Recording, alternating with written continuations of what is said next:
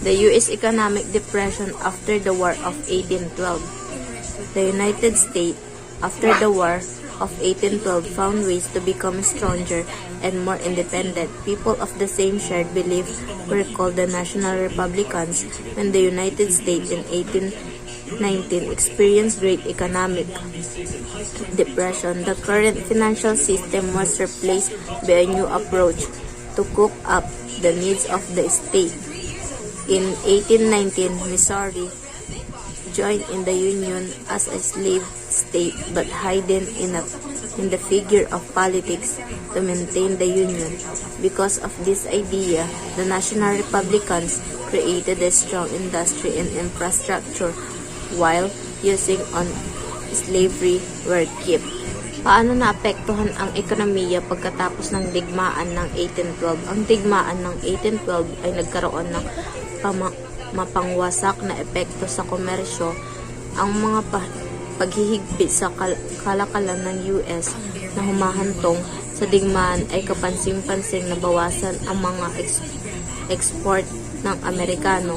Ang mga pangharang ng British ay direktang pang-atake sa mga tindahan ng tabako at iba pang kalakal at kalakalan ng US ay nagpahirap sa mga pagsasagawa ng komersyo sa panahon ng digmaan.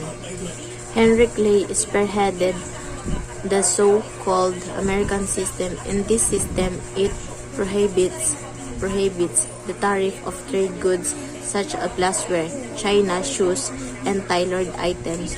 The very intention of this tariff was to boost United States industry and crafting that become successful after also improving the transportation.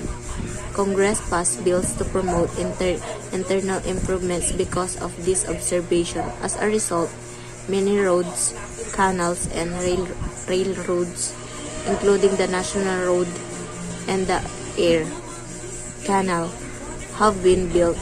This transportation revolution made it more possible to work in more rural areas as the same rural areas become accessible by road, rail, or canal. Large change in manufacturing and land use have also occurred due to this advance. Ano ang ginawa ni Henry Clay American System? Ang system na ito ay binuo ng tatlong bahaging nagpapatibay sa isa't isa. Isang taripa upang protektahan at itaguyod ang industriya ng Amerika, isang pambansang bangko upang itaguyod ang komersyo, at mga federal na subsedyo para sa mga kalsada, kanal at iba pang panloob ng pagpapabuti upang bumuo ng mga kumikitang merkado para sa agrikultura. American crafting initially resembled European crafting. It worked within the skill level of a master, journeyman, and apprentice.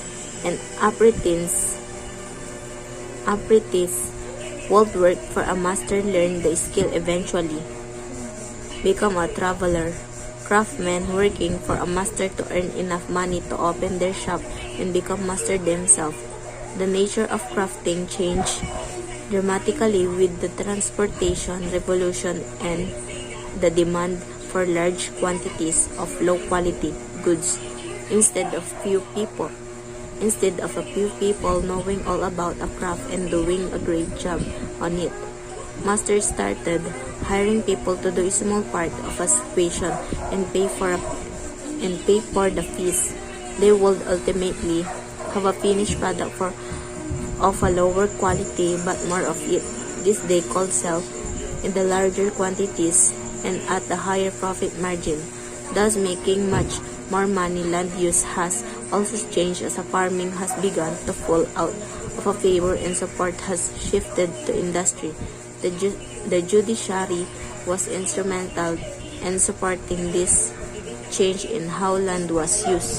Paano naging master ang isang journeyman? Upang maging isang master ang isang journeyman ay kailangan mag-submit ng isang masterpiece ng trabaho sa isang guild para sa pagsusuri. Pagkatapos lamang ng evaluasyon, ang isang journeyman ay maaaring tanggapin ng guild bilang master. Kung minsan ang isang maglalakbay ay kinakailangan upang magawa ng isang 3 taong panlalakbay sa pagtatrabaho na maaari tawagin mga taon na manlalakbay. During this period, under Chief Justice John Marshall, the United States Supreme Court set several precedents and general supported industrial land use, which was a far cry from the idea of how land should be used in the former common law.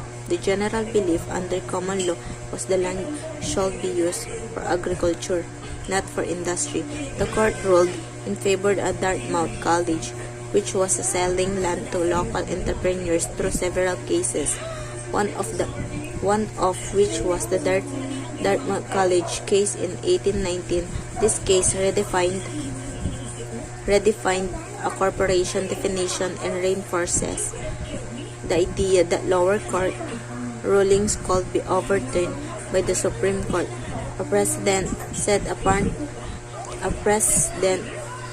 set with Martin v. Hunter Lacey in 1816. These other rulings have shown that the Supreme Court has supported the American system and the North Industrial Development.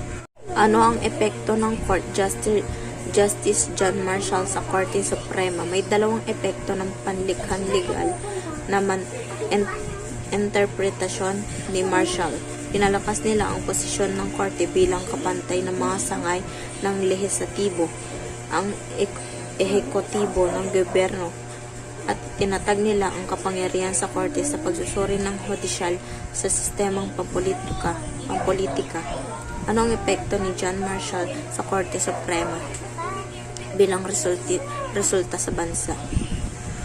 Sa Marbury v. Madison 1803 at iba pang mahalagang kaso, ikiniit ni Marshall ang otoridad ng Korte Suprema na tukuyin ang konstitusyonalidad ng mga batas sa bansa, isang prinsipyo at nakilala bilang judicial review at hinubog ng sangay ng hudikatura sa isang makapangyarihang pwersa sa gobyerno ng US.